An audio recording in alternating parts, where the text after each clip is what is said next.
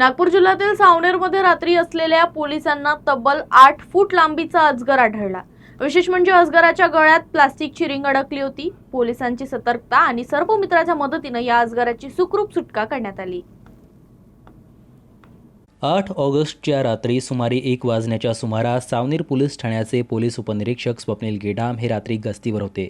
यावेळी छोटा पुलिया परिसरात त्यांना रस्ता ओलांडताना सुमारे 8 फूट लांबीचा अजगर दिसला। अजगराची हालचाल अत्यंत संथ असल्यानं संशय आल्यावर पोलीस उपनिरीक्षक स्वप्नील गेडाम यांनी पाहणी केली। यावेळी अजगराच्या गळ्यात प्लास्टिकची रिंग अडकलेली असल्याचं त्यांच्या निदर्शनास आलं। घटनेचं गांभीर्य लक्षात घेऊन त्यांनी सामाजिक कार्यकर्ते हितेश बनसोड यांना माहिती दिली। त्यानंतर सर्पमित्र शुभम यांना घटनास्थळी बोलवण्यात आलं। सर्पमित्राने काळजीपूर्वक अजगराला रेस्क्यू करून त्याच्या गळ्यात अडकलेली प्लास्टिकची रिंग सुरक्षितपणे काढली। तपासणी दरम्यान अजगराच्या गळ्याला किरकोळ दुखापत झाल्याचं आढळून आलं। प्राथमिक उपचार केल्यानंतर अजगराला त्याच्या नैसर्गिक अधिवासात सुरक्षित सोडण्यात आलं।